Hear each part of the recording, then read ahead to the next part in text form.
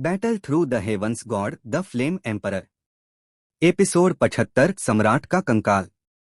जैसे ही शालीन पुरुष की आकृति धीरे धीरे इस दुनिया में गायब हो गई, पत्थर के कक्ष के माध्यम से एक भव्य दबाव भी जेडस्फेद कंकाल से आया। यह सच होना चाहिए, है ना? शियाओ यान ने भी अपने आप से बड़बड़ाया। खंडहर के मालिक ने पहले कुछ तथाकथित यिन और यांग संयोजन की धोखाधड़ी वाली चीजें बनाई थीं। साथ ही कई संरचनाएं आंखों को भटकाने के लिए। शियाओ यान को भी डर था कि कहीं और कुछ न हो जाए, और तुरंत सतर्कता से चारों ओर देखा। चारों ओर देखने पर इस पत्थर के कक्ष में सब कुछ दिखाई दे रहा था। पत्थर के द्वार से प्रवेश करने पर हर जगह औषधीय जड़ी बूटियां उग रही थीं, और बीच में एक रास्ता उजागर हो रहा था जो पत्थर के द्वार की गहराई तक ले जा रहा था। पत्थर के कक्ष की गहराई में थोड़े ऊंचे कदम पर एक जेडस्फेद कंकाल धीरे धीरे प्रकट हुआ। थोड़े ऊंचे कदमों पर एक सिंहासन दोनों की आंखों में प्रकट हुआ। सिंहासन के ऊपर का कंकाल ठीक वही था जो अभी बाहर था। शियाओ यान ने भी अपनी आंखें कसकर सिकोड़ लीं।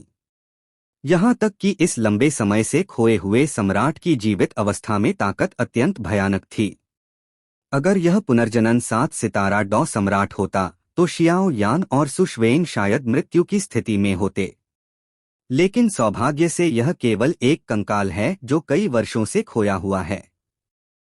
लेकिन शियाओ यान ने हल्के में लेने की हिम्मत नहीं की और तुरंत सतर्कता से चारों ओर देखा, और फिर उत्साहपूर्ण आंखों से पद्मासन में बैठे कंकाल को देखा। शियाओ यान और सुशवेन की धारणा से उन्हें पता था कि यह खंडहर का सबसे गहरा हिस्सा था। सम्राट का आसन, 7 सितारा डॉदी, यह स्तर उनके लिए भी एक अप्रतिरोध्य प्रलोभन था। लेकिन वे यह भी जानते थे कि अप्रतिरोध्य प्रलोभन के तहत संकट भी सहअस्तित्व में थे। 7 सितारा डॉ सम्राट के शक्तिशाली इस रहस्यमयी आत्मा महाद्वीप में अकेले खड़े हो सकते हैं, लेकिन वे अभी भी सच्चे शिखर से बहुत दूर थे। हालांकि 7 सितारा डॉदी शक्तिशाली की हड्डियों और यहाँ तक कि रक्त में निहित मूल्य को पैसे से नहीं मापा जा सकता। और उससे ऊपर डॉदी और डॉ शियान, यह लगभग एक गुणात्मक परिवर्तन की प्रक्रिया है। दोनों के बीच का अंतर लगभग कुछ भी नहीं भर सकता। क्या यह 7 सितारा डॉदी जितना मजबूत एक शक्तिशाली का अवशेष है? शियाओ यान ने अपने आप से बड़बड़ाया, क्योंकि केवल सांस और आत्मा शक्ति की धारणा से इस कंकाल में निहित ताकत और मजबूती शियाओ यान ने पहले जो कुछ भी सामना किया था उससे कई गुना मजबूत थी। यही है। सुशवेंग ने दूर से हड्डियों के ऊपर कुछ बूंदों रक्तलाल तरल को देखा, और उसकी सुंदर आंखों में उत्साह की एक झलक चमक उठी। सम्राट का रक्त, यही उसकी इस यात्रा का उद्देश्य था। भले ही इसे हर कीमत पर प्राप्त करना हो, वरना वह।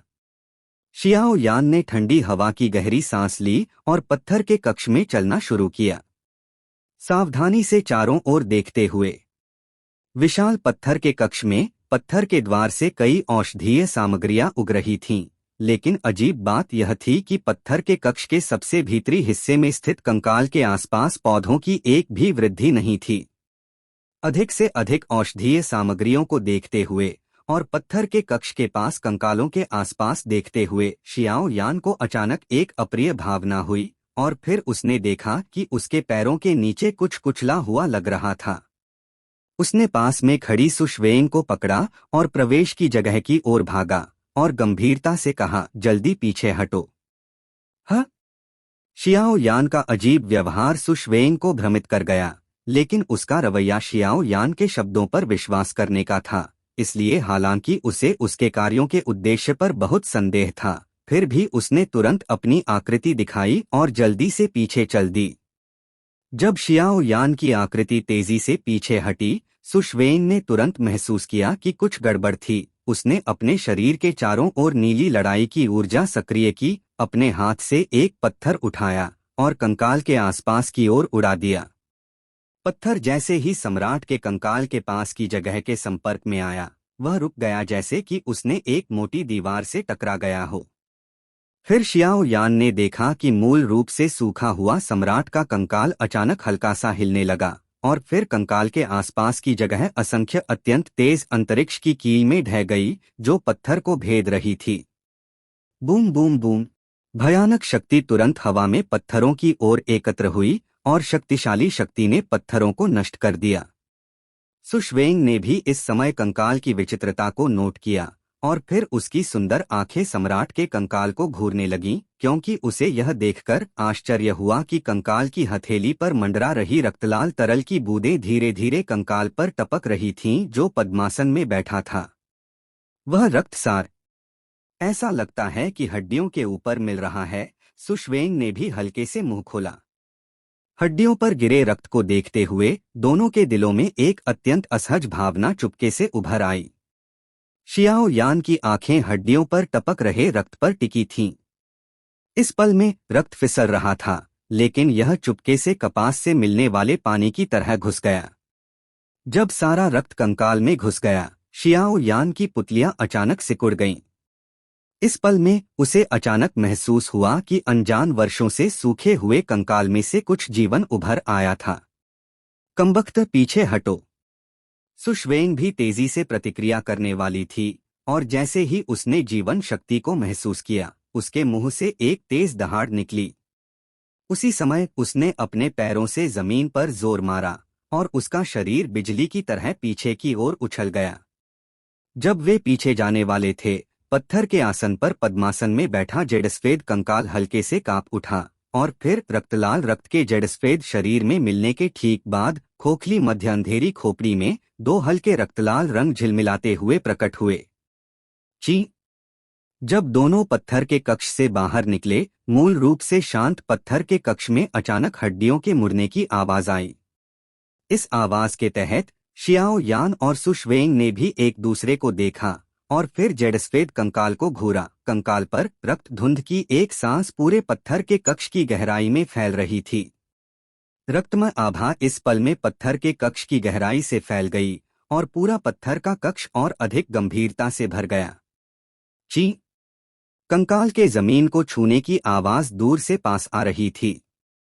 आवाज जोरदार नहीं थी, लेकिन यह दोनों के दिलों पर कदम रखने जैसी थी, जिससे लोगों को अत्यंत दबाव महसूस हो रहा था। सावधान रहो, अलग मत होना। शियाओ यान का चेहरा गंभीर था और उसने सिर घुमाकर सुश्वेंग और दूसरों से धीमी आवाज में कहा। यह स्थिति पूरी तरह से नियंत्रण से बाहर थी। सम्राट की हड्डियों का पुनर्जनन वास्तव में बहुत भयानक था। सुश्वेंग ने भी सिर हिलाया। वह यहाँ पर्याप्त जानकारी इकट्ठा करने आई थी, लेकिन उसे स्पष्ट रूप से उम्मीद नहीं थी कि खंडहर का मालिक पुनर्जनन करेगा। अगर इस बार चीजें गलत हो गईं, तो शायद दोनों को यहाँ दफन होना पड़ सकता है। पत्थर के कक्ष में रक्त धुंध दोनों की निगाहों के नीचे धीरे धीरे उतार चढ़ाव कर रही थी। तुरंत एक कंकाल जिसका पूरा शरीर रक्तसार की शक्ति से रक्तलाल रंग में रंगा हुआ था, धीरे धीरे रक्त धुंध के माध्यम से चला और दोनों की नजरों के नीचे प्रकट हुआ। मुझे हराओ, जियो। हारने वाला मरे। रक्तरंगी कंकाल दोनों के सामने कुछ मीटर पर रुक गया और धीरे धीरे अपना सिर उठाया। खाली आंखों में रक्त की चमक थी और एक प्राचीन और कर्कश उदासीन आवाज पत्थर के कक्ष में धीरे से गूंजी।